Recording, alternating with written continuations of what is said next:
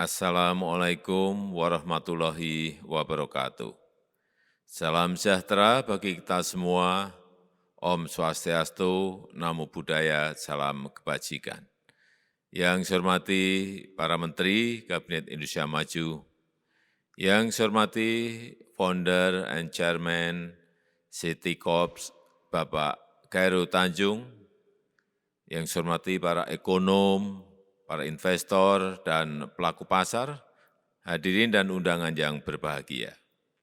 Di tahun 2022 ini, kita menghadapi banyak tantangan dan ketidakpastian global yang semakin meningkat, semakin tinggi.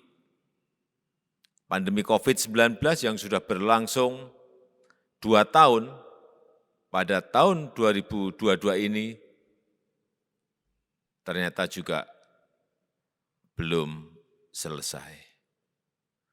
Perekonomian dunia masih belum pulih total, bahkan kelangkaan energi, kelangkaan pangan, kelangkaan kontainer, serta inflasi yang tinggi terjadi di banyak negara di belahan dunia.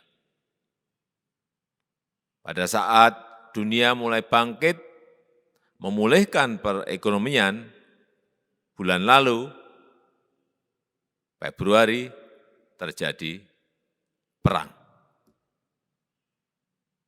Perang yang membuat pusing semua negara.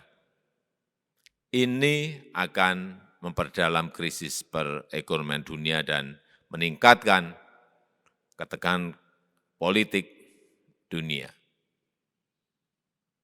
Harga minyak naik, gas naik, bahan baku pupuk naik, dan harga gandum juga naik. Inflasi tentu saja juga semakin meningkat. Permasalahan tersebut menjadi tantangan bagi banyak negara termasuk Indonesia. Tantangan ini harus kita sikapi dengan sangat hati-hati.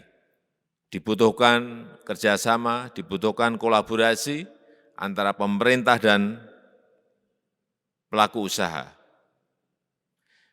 Dibutuhkan kebijakan yang cepat dan tepat, serta implementasi yang efektif. Yang jelas, masyarakat tidak boleh menjadi korban dari ketidakpastian global ini. Investasi yang menciptakan lapangan kerja harus terus kita tingkatkan, dan pertumbuhan ekonomi yang inklusif dan berkeadilan harus terus diupayakan. Bapak Ibu yang saya hormati, memasuki tahun 2022 ini, kita memiliki fondasi yang semakin baik. Pertama, kita termasuk negara yang berhasil dalam menangani pandemi. Kasus penyebaran virus COVID-19 cukup bisa kita kendalikan. Perekonomian kita sepanjang tahun 2020-2021 juga terus bergerak. Tidak pernah berhenti. Salah satunya karena kita tidak pernah lockdown. Dan ini mempermudah untuk akselerasi perekonomian di tahun 2022. Yang kedua, kita telah memulai reformasi struktural yang paling fundamental dan paling komprehensif di tahun lalu. Diterbitkannya Undang-Undang Cipta Kerja. Dilakukannya penyederhanaan birokrasi untuk investasi, merupakan fondasi besar yang hasilnya kita mulai lihat, kita mulai nikmati di tahun 2022 ini. Yang ketiga, langkah-langkah hilirisasi juga sudah berlangsung besar-besaran di tahun 2021. Ekspor bahan baku, ekspor raw material kita stop. Dan kita mendorong untuk hilirisasi di dalam negeri. Tahap demi tahap, hilirisasi akan semakin tinggi, akan semakin meningkat, dan akan terus ini menggerakkan ekonomi serta menciptakan lapangan kerja di dalam negeri. Yang keempat,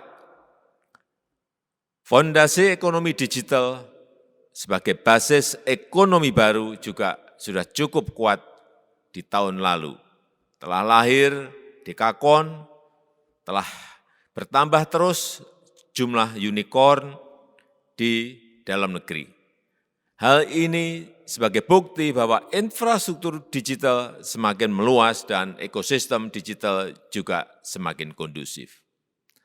Bapak Ibu yang saya hormati, dengan fondasi-fondasi tersebut, saya meyakini kita bisa mengakselerasi pertumbuhan perekonomian kita jauh lebih baik di tahun 2022 ini.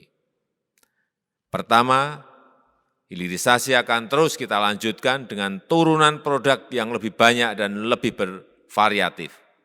Hal ini akan membuka investasi yang lebih besar dan membuka lapangan kerja yang semakin banyak.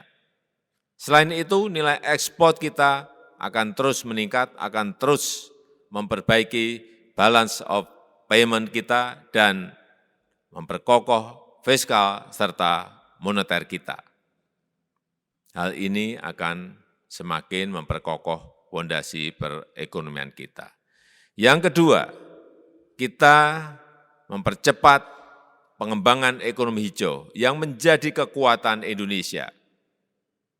Alam Indonesia memberikan modal besar kepada kita untuk mengembangkan energi hijau yang murah, listrik tenaga air, listrik tenaga bayu, listrik panas matahari, listrik panas bumi, sangat berlimpah di negara kita Indonesia. Kekuatan ini harus kita optimalkan untuk meningkatkan daya saing Indonesia di era ekonomi hijau ke depan. Yang ketiga, kita akan membangun Ibu Kota Nusantara.